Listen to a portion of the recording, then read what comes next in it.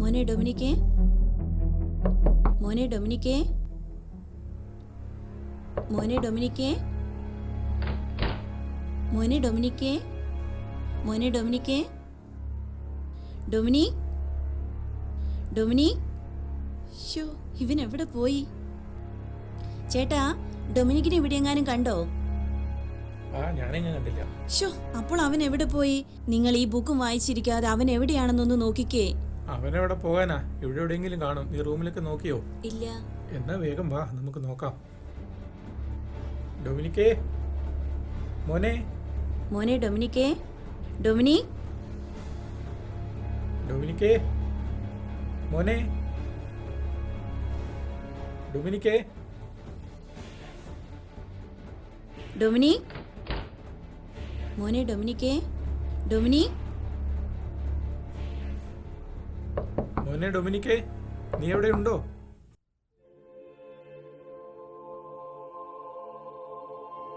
വിശുദ്ധ Dominic Savio പടിഞ്ഞാറൻ ഇറ്റലിയിലെ ടോറിനടുത്തുള്ള റിവ എന്ന ഗ്രാമത്തിൽ ഏപ്രിൽ 2, 1842 മിസ്റ്റർ ചാൾസിൻ്റെയും മിസ്സിസ് ബ്രിജിത സാവിയുടെയും 11 മക്കളിൽ രണ്ടാമത്തവനായി ജനിച്ചു.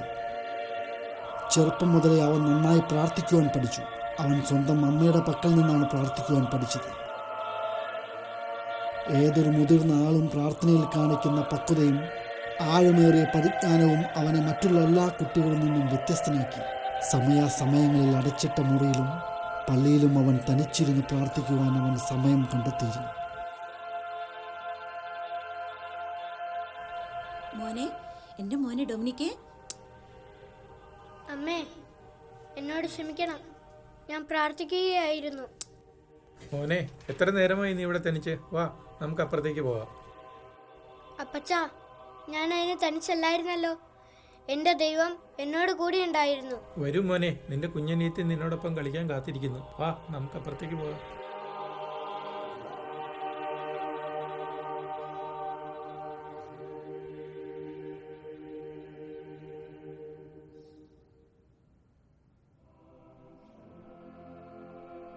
വിനീതരായ മാതാപിതാക്കന്മാരുടെ ഒരു പാവപ്പെട്ട കുട്ടിയായിരുന്നു അവൻ.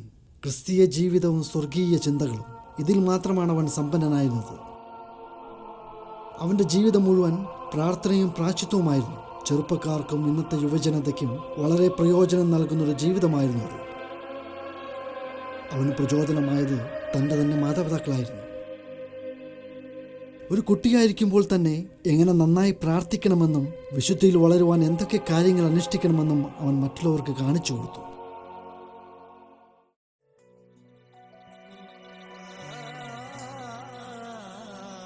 അവൻ്റെ മാതാപിതാക്കൾക്ക് അവനെന്നും പ്രിയപ്പെട്ടവനായിരുന്നു.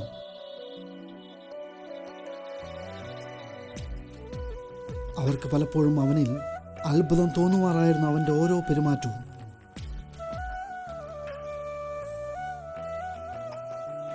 ജോലി കഴിഞ്ഞ് ക്ഷീണിച്ചെത്തുന്ന സ്വന്തം അപ്പച്ചൻ്റെ ബാഗ് മേടിച്ച് ടേബിളിൽ കൊണ്ടുവയ്ക്കുവാനും അദ്ദേഹത്തിൻ്റെ ഷൂസ് അഴിച്ച് റാക്കറിൽ കൊണ്ടുചെന്ന് ഒതുക്കത്തിൽ വയ്ക്കുവാനും അവൻ അത്യുത്സാഹമായിരുന്നു.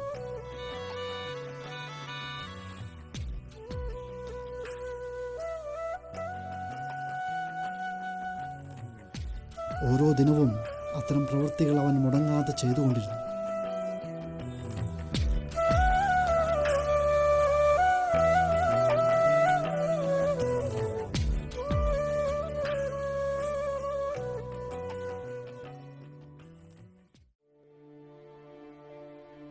ഡൊമിനിക് എന്ന കൊച്ചുബാലൻ സ്വന്തം വീട്ടിലെ മാതാപിതാക്കൾക്ക് പ്രിയപ്പെട്ടവനായതുപോലെ അവൻ്റെ കൂട്ടുകാർക്കും എന്നും അവനൊരു പ്രചോദനമായിരുന്നു.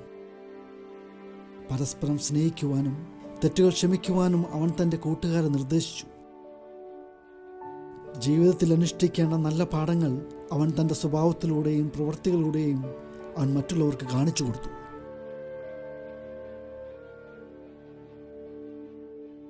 ഡൊമിനിക് എല്ലാ കുട്ടികളെയും പോലെ തന്നെ ഊർജ്ജസ്വലനായിരുന്നു. അവൻ എല്ലാവരുമൊത്ത് ഒരുമിച്ച് കളിക്കുവാൻ അത്യുത്സാഹമായിരുന്നു. പ്രാർത്ഥന പോലെ തന്നെ വ്യായാമത്തിലും അവൻ ശ്രദ്ധ കൊടുത്തിരുന്നു. വ്യായാമത്തിലൂടെ ശരീരത്തിന് കിട്ടുന്ന ആരോഗ്യം നല്ല പ്രാർത്ഥനാ ജീവിതത്തിന് കാരണമായി തീരുമെന്ന് അവൻ മനസ്സിലാക്കി. ഡൊമിനിക് എല്ലാ ദിവസവും മുടങ്ങാതെ പള്ളിയിൽ പോകുമായിരുന്നു. വെളുക്കുന്നതിന് മുമ്പേ അവൻ പള്ളിയിലെത്തും. വാതിൽ തുറന്നിട്ടില്ലെങ്കിൽ പുറത്തുനിന്ന് പ്രാർത്ഥിക്കും. ഡൊമിനിക് ഒരു ദിവസവും പള്ളിയിലെ കുർബാനയോ മറ്റു പ്രാർത്ഥനാ കർമ്മങ്ങളോ മുടക്കുമായിരുന്നില്ല.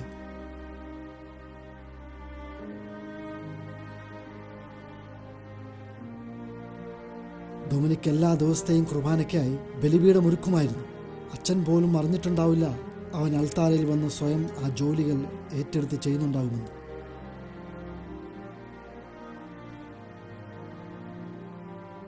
വൈദികന്റെ കൂടെ നിന്ന് കുർബാനയ്ക്ക് സഹായമരുളാൻ അവൻ അത്യുത്സാഹം കാണിച്ചിരുന്നു. അതിനാൽ തന്നെ ആ പള്ളിയിലെ വൈദികന് ഡൊമിനിക്കിനെ വലിയ ഇഷ്ടമായിരുന്നു. പല അവസരങ്ങളിലും അച്ഛൻ അത്ഭുതം ഉളവാക്കുമാറായിരുന്നു ഡൊമിനിക്കിന്റെ ഓരോ പ്രവൃത്തികളും.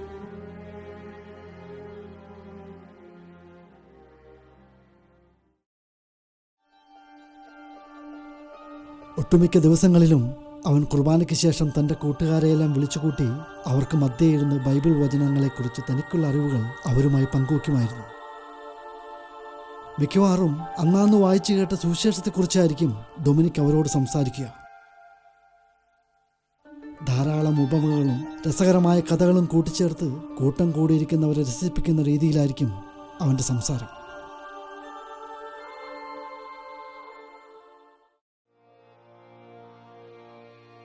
ഡൊമിനിക് ഒരിക്കലും പ്രാർത്ഥിക്കാതെ ഭക്ഷണം കഴിക്കാറില്ല.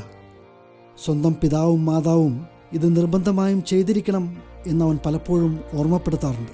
എന്തെങ്കിലും കാരണവശാൽ ആരെങ്കിലും അങ്ങനെ ചെയ്യാതിരിക്കുന്നത് കണ്ടാൽ അവൻ ശക്തിയുക്തം അതിനെതിർക്കാറുമുണ്ടായിരുന്നു.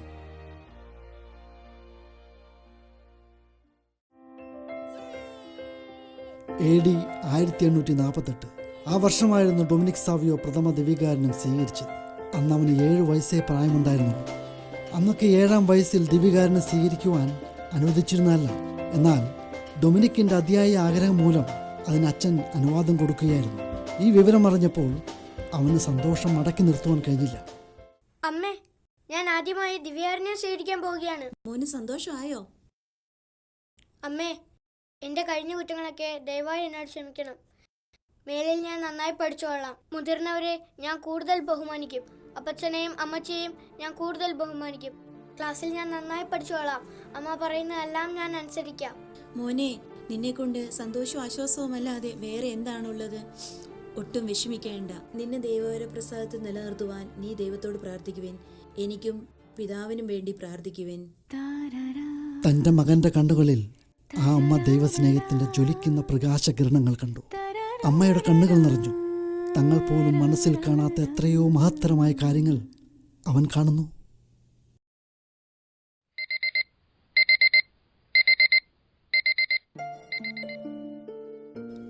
താൻ ആദ്യമായി ദിവികാരനും സ്വീകരിക്കാൻ പോകുന്ന ദിവസം അതിരാവിലെ തന്നെ അവൻ ഉണർന്നു.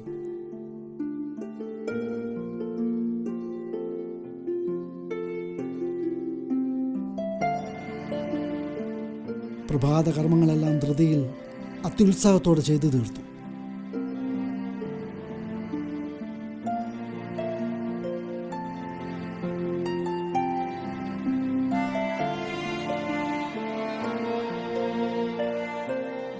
മാതാപിതാക്കളോട് യാത്ര പറഞ്ഞ് അവൻ അതിരാവിലെ തന്നെ പള്ളിയിലേക്ക് നടന്നു. അവൻ്റെ ഉള്ളു നിറയെ താൻ സ്വീകരിക്കാൻ പോകുന്ന ദിവ്യനാഥനെക്കുറിച്ചുള്ള ഭയഭക്തി ബഹുമാനങ്ങളായിരുന്നു.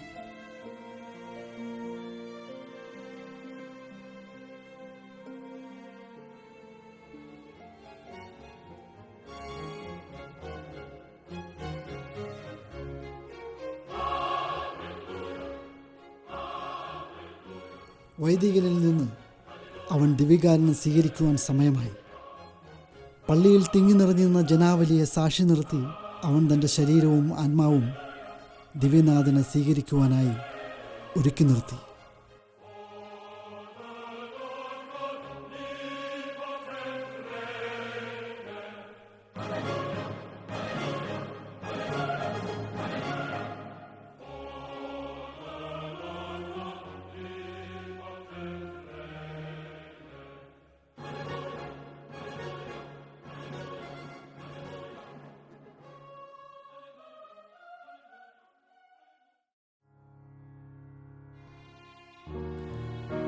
പ്രഥമ ദിവ്യകാരുണ്യം സ്വീകരിച്ച അന്നേ ദിവസം അവനൊരു തീരുമാനമെടുത്തു. ആ രാത്രിയിൽ അവൻ ഉറങ്ങിയില്ല. തുടർന്നുള്ള തൻ്റെ ജീവിതം എങ്ങനെ വിശുദ്ധപൂർണമാക്കാം എന്ന ചിന്തയെക്കുറിച്ചുള്ള ആകുലതയായിരുന്നു അവൻ്റെ മനസ്സിൽ. ശേഷം അവൻ തൻ്റെ ഡയറി എടുത്ത് തുടർന്ന് ഇനി വിശുദ്ധിയിൽ ജീവിക്കുവാൻ വേണ്ട 4 പ്രതിജ്ഞകൾ അവൻ എഴുതി വച്ചു. ഞാൻ ഇടയ്ക്കിടെ കുമ്പസാരിക്കും. എൻ്റെ കുമ്പസാരക്കാരൻ അനുവദിക്കുന്നിടത്തോളം തവണ ഞാൻ ദിവ്യകാരുണ്യം സ്വീകരിക്കും. തിരുനാൾ ദിവസങ്ങൾ ഞാൻ വിശുദ്ധമായി ആചരിക്കും. ഈശോയും മറിയവുമായിരിക്കും എൻ്റെ സ്നേഹിതർ. പാപം ചെയ്യുന്നതിനേക്കാൾ ഭേദം മരണമാണ്.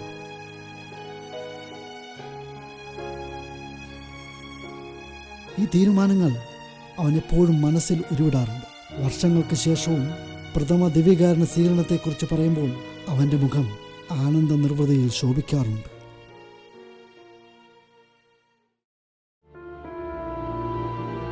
ഗ്രാമത്തിലെ സ്കൂളിലാണ് ഡൊമിനിക് പഠിച്ചിരുന്നത്. ദിവസവും 2 നേരം 2 നാഴികയിലധികം നടക്കുവാനുണ്ട്.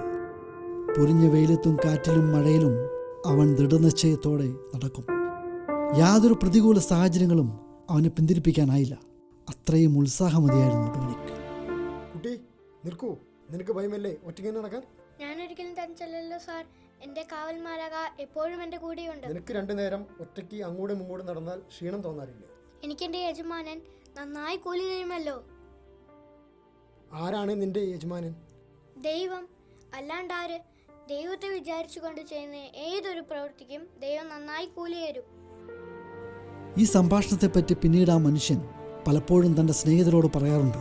ഈ 10 വയസ്സുള്ള കുട്ടി ഈ ചെറുപ്രായത്തിൽ ഇങ്ങനെ സംസാരിക്കുന്നുവെങ്കിൽ ഭാവിയിൽ ഇവനെപ്പറ്റി പിന്നീട് നമുക്ക് കേൾക്കാനിടയാകുമെന്ന്.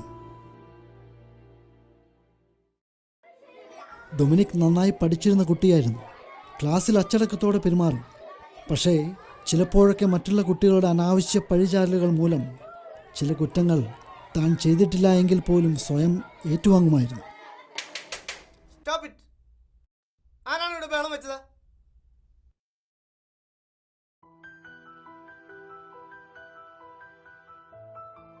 ഡൊമിനിക്, നീയാണോ അവിടെ ബഹളം വെച്ചത്? നിനക്ക് മറുപടിയില്ല? Get out.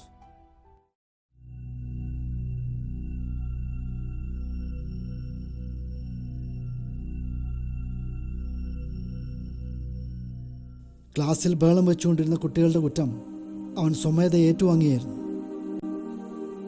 സത്യം പിന്നീട് മനസ്സിലാക്കി കഴിഞ്ഞപ്പോൾ അവനോട് നീ എന്തിനു വേണ്ടിയായിരുന്നു ആ കുറ്റം സ്വയം ഏറ്റുവാങ്ങിയതെന്ന് അധ്യാപകൻ ചോദിച്ചു. അപ്പോൾ അവൻ്റെ മറുപടി ഇങ്ങനെയായിരുന്നു. ഡൊമിനിക്, നീ എന്തിനാണ് കുറ്റം സ്വയം ഏറ്റെടുത്തത് മോനെ?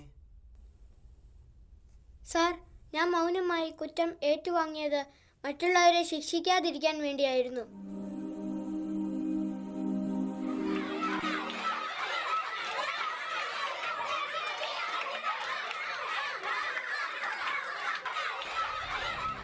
നിർത്തൂ. നിങ്ങൾ ശാന്തരായിരിക്കുവിൻ. ആദ്യത്തെ കല്ല് എന്റെ നേർക്കെറിയുവിൻ. അതുവയ്യെങ്കിൽ നല്ലവനായ ഈശോയെ എന്തിനു വേദനിപ്പിക്കണം? ഈ സാഹചര്യത്തിലുള്ള ഡൊമിനിക്കിൻ്റെ പെരുമാറ്റം എല്ലാ ക്രൈസ്തവ ബാലികാ ബാലന്മാർക്കും മാതൃകയായിരിക്കും. അരിശം കൊണ്ട് ആളിക്കത്തുകയും അതിനിരയാവുകയും ചെയ്യുന്ന കൂട്ടുകാരെ കാണുമ്പോൾ അവർ പെരുമാറേണ്ടത് ഇങ്ങനെയാണെന്ന് അവൻ കാട്ടിക്കൊടുക്കുന്നു.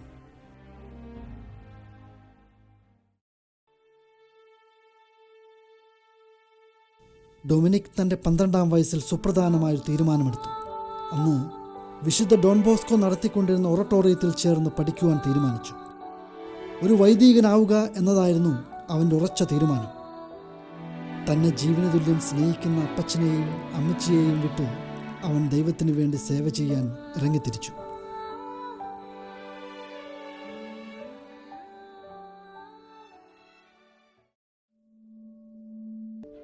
അവൻ ഓറട്ടോറിയത്തിൽ ചേർന്ന അന്നേ ദിവസം തന്നെ ഡോൺ ബോസ്കോയുടെ മുറിയിലേക്ക് ചെന്നു. ആ കൊച്ചുബാലൻ്റെ മനസ്സ് നിറയെ ഞാൻ എങ്ങനെ വിശുദ്ധനായി ജീവിക്കണം എന്ന ചിന്തയായിരുന്നു. ഞാൻ കടന്നു വന്നോട്ടെ ഫാദർ? വരൂ ഡൊമിനിക്, അടുത്തേക്ക് വരൂ. നീ വന്നത് ഇവിടെ ചേർന്ന് പഠിക്കാനാണോ? അതെ ഫാദർ. ദൈവം നിനക്ക് നല്ലത് വരുത്തട്ടെ. ഇതിന്റെ അർത്ഥം എന്താണ് ഫാദർ? നീ നിന്റെ ആത്മാവിനെ തരിക, മറ്റുള്ളതെല്ലാം എടുത്തു മാറ്റുക. ആ, എനിക്കെല്ലാം മനസ്സിലായി ഫാദർ. എന്റെ സമ്പത്തോ മറ്റു സൗഭാഗ്യങ്ങളോ അല്ല ദൈവത്തിന് വേണ്ടത്, മറിച്ച് എന്റെ ആത്മാവാണ്. ഞാൻ അത് തന്നെയാണ് ആഗ്രഹിക്കുന്നത് ഫാദർ. എന്റെ ആത്മാവിനെ രക്ഷിക്കാമോ? എന്നെ അതിന് സഹായിക്കാമോ ഫാദർ?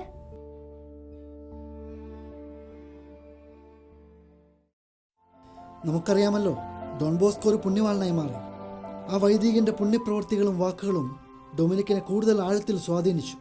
ഓരോരുത്തരും പുണ്യവാനാകാൻ ക്ഷണിക്കപ്പെട്ടിരിക്കുന്നു എന്നുള്ള ഡോൺ ബോസ്കോയുടെ ഒരു പ്രഭാഷണം അവൻ്റെ ഉള്ളിൽ തറഞ്ഞു കയറി. ഈ പ്രഭാഷണത്തിന് ശേഷം ഒരു ദിവസം ഡൊമിനിക് അദ്ദേഹത്തിനെ കാണാൻ വീണ്ടും ചെന്നു.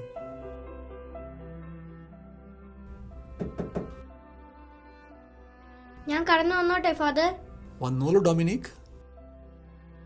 ഈശോമിശിഹായ്ക്ക് സ്തുതിയായിരിക്കട്ടെ. എപ്പോഴും എപ്പോഴും സ്തുതിയായിരിക്കട്ടെ. ഫാദർ, ഒരു വിശുദ്ധനാകാൻ ഞാൻ എന്തൊക്കെ ചെയ്യണം? കൂട്ടുകാരെ നല്ലവരാക്കാൻ സഹായിക്കുക. ശരി ഫാദർ.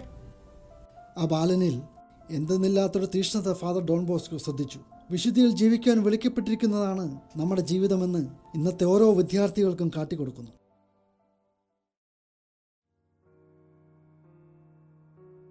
ഡോൺ ബോസ്കോയുടെ കൂടെ നിന്ന് അവൻ കൂടുതൽ നന്മ പ്രവൃത്തികൾ ചെയ്യുവാൻ തുടങ്ങി. വൃദ്ധരെയും രോഗികളെയും അവൻ ശുശ്രൂഷിച്ചു. ഒഴിവു സമയങ്ങളിൽ പ്രാർത്ഥനയോടൊപ്പം തന്നെ മറ്റാതുര സേവനങ്ങളിലും അവൻ കൂടുതൽ ശ്രദ്ധ വെച്ചു. കൂടെ കൂടെ ഓറട്ടോറിയം വൃത്തിയാക്കുന്ന ജോലികൾ അവൻ സ്വയം ഏറ്റെടുത്ത് ചെയ്തു.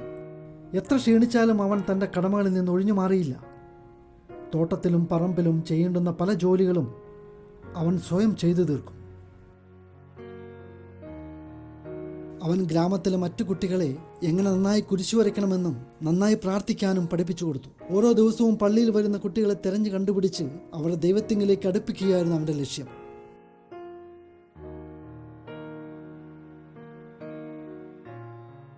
പലപ്പോഴും ഗ്രാമങ്ങളിൽ നിന്നുള്ള കുട്ടികളായിരുന്നതിനാൽ അവർക്ക് ദൈവാരൂപിയുടെ തീക്ഷ്ണതയോ വേണ്ടത്ര അറിവോ ഉണ്ടായിരുന്നവരല്ല. അതിനായി തന്നെ ഡൊമിനിക് ഒരിക്കൽ അമലോത്ഭവ മാതാവിൻ്റെ സൈന്യം എന്നൊരു ക്ലബ്ബ് തന്നെ രൂപീകരിച്ചു. അതിലൂടെ കുട്ടികളെ കൂടുതൽ ദൈവത്തിങ്കിലേക്ക് അടുപ്പിക്കുക, മാതാവിനോടുള്ള തൻ്റെ അളവറ്റ സ്നേഹം മറ്റുള്ളവരിലും വളർത്തിയെടുക്കുക എന്ന ആഗ്രഹമായിരുന്നു അവന്.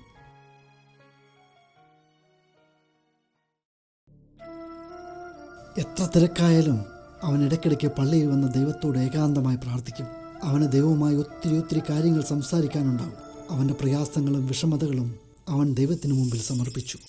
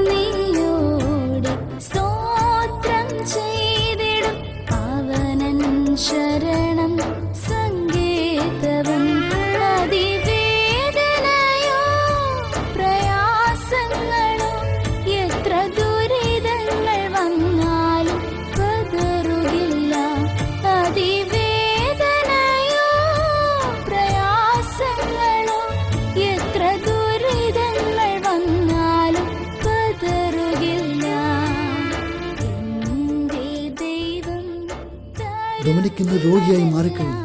നിരന്തരമായ തപശ്ചര്യകൾക്കും ത്യാഗങ്ങൾക്കും പ്രതിഫലനമായി അവൻ്റെ ആരോഗ്യം ക്രമേണ മോശമായിക്കൊണ്ടിരുന്നു.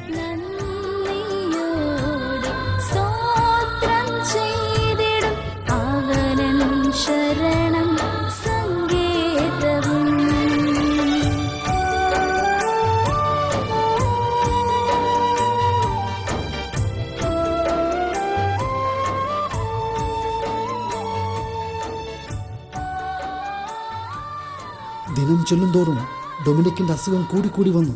അവനൊട്ടും വയ്യാതായി. ഇത് മനസ്സിലാക്കിയ ഡോൺ ബോസ്കോ ഡോക്ടറുടെ നിർദ്ദേശപ്രകാരം അവനെ സ്വന്തം വീട്ടിലേക്ക് അയക്കുവാൻ നിർബന്ധിതനായി. അവൻ്റെ അവസാന നാളുകൾ അടുക്കുകയാണെന്ന് ഡോൺ ബോസ്കോയ്ക്ക് മനസ്സിലായി.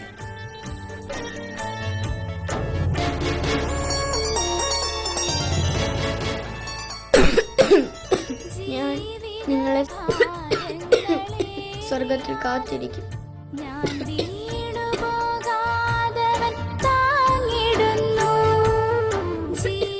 അവൻ്റെ യാത്ര പറഞ്ഞുള്ള ആ പോക്ക് ഡോൺ ബോസ്കോയ്ക്കും കുട്ടികൾക്കും അത്ഭുതമായി. അസാധാരണമായുള്ള അവൻ്റെ യാത്ര പറച്ചിൽ അവർക്കെല്ലാവർക്കും വേദനയായി. ഡൊമിനിക് സ്വർഗത്തിന് പാകപ്പെട്ടു കഴിഞ്ഞു. ചുരുങ്ങിയ കാലയളവിനുള്ളിൽ വളരെയധികം കാര്യങ്ങൾ അവൻ ചെയ്തു തീർത്തു. തിരഞ്ഞെടുക്കപ്പെട്ടവൻ്റെ മുടി നേടുകയും ചെയ്തു. ഏറ്റവും ശോഭനമായ ആശകൾ പോലും തട്ടിത്തകരുന്ന അപകടങ്ങളിൽ നിന്ന് അവനെ രക്ഷിക്കുന്നതിനായി മനോഹരമായ കൗമാരത്തിൽ തന്നെ അവനെ തന്നിലേക്ക് വിളിക്കുവാനാണ് ദൈവം തിരുച്ചിത്തമായത്.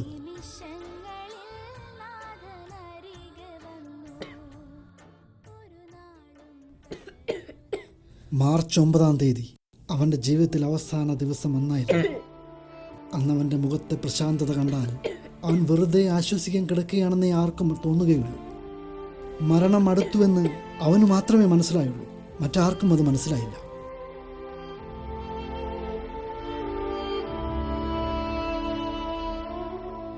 അപ്പച്ച, എനിക്ക് ദിവ്യനാഥനെ സ്വീകരിക്കാൻ സമയമായി. വികാരി അച്ഛനെ വിളിക്കൂ അപ്പച്ച.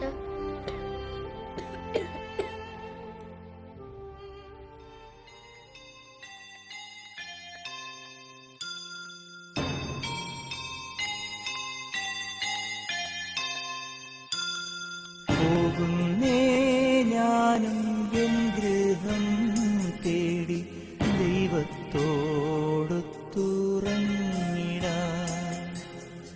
എത്തുന്നേ ഞാനെൻ നാഥന്റെ ചാരി കിട്ടിയെന്നൊപ്പമുണർന്നിടാൻ.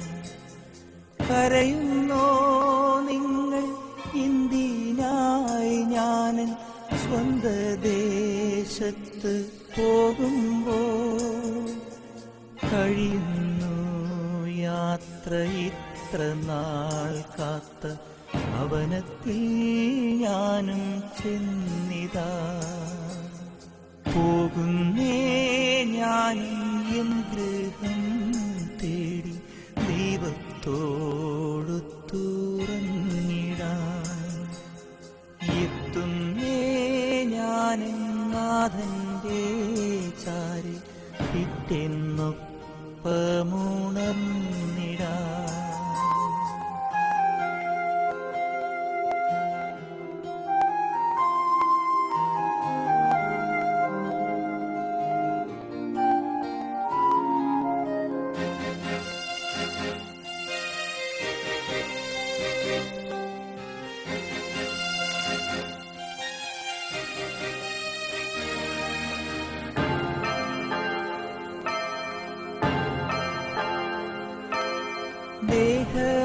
ദേഹമെന്നൊരാ വസ്ത്രമൂരി ഞാൻ 6 അടി മണ്ണിലാഴ്ത്തവേ, ഭൂമിയെന്നൊരാ കൂടുവിട്ടു ഞാൻ സ്വർഗമാം വീട്ടിൽ ചെല്ലവേ.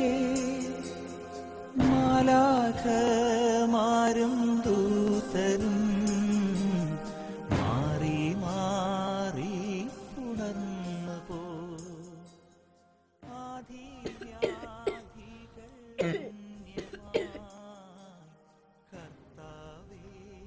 അപ്പച്ച, നല്ല മരണത്തിനായി പ്രാർത്ഥിക്കൂ അപ്പച്ച.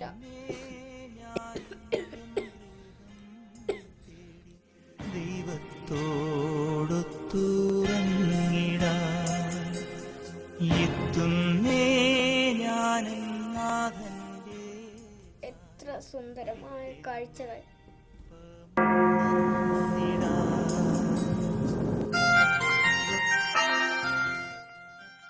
അന്ന് മാർച്ച് 9, 1857 ആ കൊച്ചു വിശുദ്ധൻ ലോകത്തോട് വിട പറഞ്ഞു.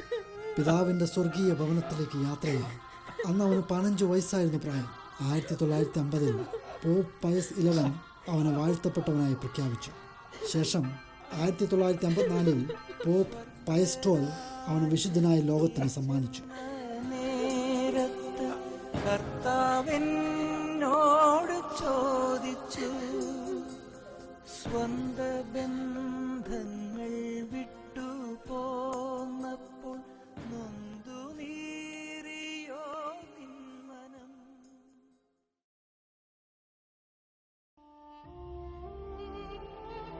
വിദ്യാർത്ഥികൾ വിശുദ്ധനായി നാമധേയം ചെയ്ത ഡൊമിനിക് സാവിയോയുടെ പേരിൽ ഇന്ന് ലോകമെമ്പാടും അനേകം സ്കൂളുകളും മറ്റ് ചാരിറ്റി പ്രവർത്തനങ്ങളും നടന്നുവരുന്നു. ഇന്ന് വിവിധ രാജ്യങ്ങളിൽ ഈ വിശുദ്ധൻ്റെ പേരിൽ പലവിധ സ്ഥാപനങ്ങളും മറ്റു പ്രവർത്തനങ്ങളും നടന്നുവരുന്നു. വിശുദ്ധ ഡൊമിനിക് സാവിയോയെ വിദ്യാർത്ഥികളുടെയും അൽത്താര കുട്ടികളുടെയും തെറ്റിദ്ധരിക്കപ്പെട്ട നിരപരാധികളുടെയും മധ്യസ്ഥനായി കണക്കാക്കപ്പെടുന്നു. വിശുദ്ധ ഡൊമിനിക് സാവിയോ ജനിച്ചു വളർന്ന സ്ഥലം ഇന്ന് യുവാക്കൾക്കായി ഒരു ധ്യാന കേന്ദ്രമായി പ്രവർത്തിക്കുന്നു. ഇറ്റലിയിലെ ടൂറിൻ എന്ന സ്ഥലത്താണ് ഇത് നിലകൊള്ളുന്നത്. വിശുദ്ധ ഡൊമിനിക് സാവിയോയുടെ തിരുശരീരം സൂക്ഷിച്ചിരിക്കുന്നത് ഇറ്റലിയിലെ മാതാവിൻ്റെ ബസിലിക്ക പള്ളിയിലാണ്. മാർച്ച് 9 ഈ വിശുദ്ധൻ്റെ ദിനമായി കാത്തലിക് സഭ ആചരിക്കുന്നു. ഡെത്ത് റാദർ ദാൻ സിൻ, പാവത്തേക്കാൾ ഭേദം മരണമാണ്. അതായിരുന്നു ഡൊമിനിക് ജീവിതത്തിലുടനീളം ഉയർത്തിപ്പിടിച്ച മുദ്രാവാക്യം. സ്കൂളുകളിലും കോളേജുകളിലും പഠിക്കുന്ന കുട്ടികൾക്ക് എളുപ്പത്തിൽ അനുകരിക്കുവാൻ വേണ്ടി ദൈവം തിരഞ്ഞെടുത്ത മാതൃകാ പുണ്യവാളനാണ് ഡൊമിനിക് സാവിയോ. കൂട്ടുകാരൊന്നിച്ച് കളിക്കുകയും ചാടുകയും ഓടുകയും ചിരിക്കുകയുമൊക്കെ ആവാം. അതോടൊപ്പം ദൈവത്തെ സ്നേഹിച്ച പുണ്യവാനുമാകാം. ഡൊമിനിക് സാവിയോ നൽകുന്ന പാഠമിതാണ്. അവർ ഈ കൊച്ചു പുണ്യവാളനെ മാതൃകയാക്കിയെടുത്ത് അനുകരിക്കുവാൻ ഇടവരട്ടെ എന്ന് ആശംസിക്കുന്നു.